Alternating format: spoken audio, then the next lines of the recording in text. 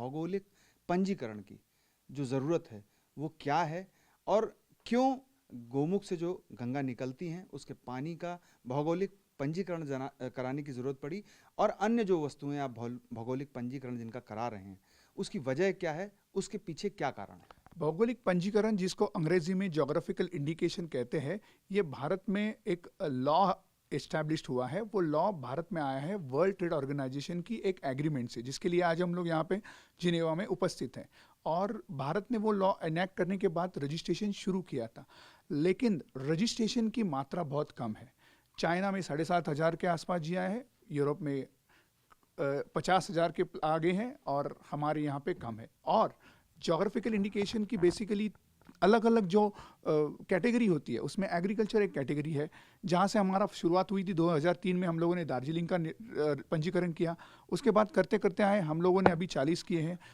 उसकी साथ दूसरी एक कैटेगरी होती है, वो नेचुरल गुड्स होता है। बट भारत में केवल 2 ही नेचुरल गुड्स रजिस्टर्ड हुए हैं, एक मकराना मार्बल और दूसरा नीचे हमारे साउथ से मैंगलोर टाइल्स। लेकिन हमारा सबसे इम्पोर्टेंट वाली देय जो देश के माध्यम से दुनिया को देनी चाहिए थी, वो नेचुरल गुड्स था हमारा गंगा जल। और गंगा जल जीआई हो सकता था, इसका 1 साल पहले हम लोगों ने पूरा अंदाज लिया था। दुनिया में 3 तरह के नदियों की पानी को जीआई मिला हुआ था। उसमें राइन नेवल की जो कोलोन वाटर है, जो फ्रेगनेंस के माध्यम से उसकी यूनिकनेस है। जीआई का रजिस्ट्रेशन होता है यूनिकनेस के माध्यम से। सो हर एक कुछ ना कुछ यूनिक, दार्जिलिंग का जैसे यूनिकनेस था इसलिए हुआ।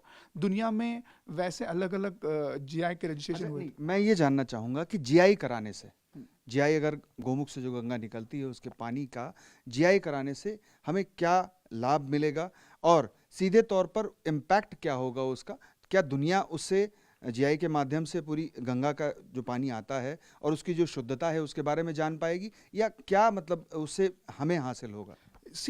जीआई करने से सबसे बड़ा फायदा होगा कि देश की ये नेचुरल गुड्स, जिसे कहोगे नैसर्गिक संपत्ति, उसका रिकॉर्ड तैयार हो जाएगा। अच्छा। हमारे पास रिकॉर्ड नहीं था, इसीलिए हम लोगों ने काफ़ी करोड़ों रुपए का नुकसान कर चुके हैं। हमारी हल्दी के लिए हम लोगों ने फाइट कर चुके थे, और उसके लिए 22 साल पहले हम लोगों ने 12-15 करोड़ फाइट के लिए लगाए। तो हमारा होते हुए भी हमारे पास उसकी पंजीकरण या फिर रिकॉर्ड। अच्छा, अगर हमारे पास पंजीकरण नहीं होगा तो कोई दूसरा देश या कोई दूसरी संस्था वो अपने नाम पर उसे रजिस्टर्ड करा लेगी, और जी कर सकती थी, और वो नहीं होना चाहिए। पहला कदम हमें पंजीकरण करना है। दूसरा, इसकी यूनिकनेस दुनिया को पता होनी चाहिए। हमारी गंगा जल में डिजॉल्व ऑक्सीजन का प्रमाण जो कई नदियों से ज्यादा है।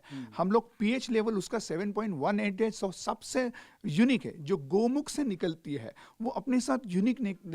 एक जमाने में हमारे यहाँ पे वो रहा करता था कि मृत शरीर भी डाला जाता था उसमें, तो वो कुछ बैक्टीरियाज का ये नहीं था, तो वो एंटी बैक्टीरियाज परसेंटेज उसमें पहले से ही था।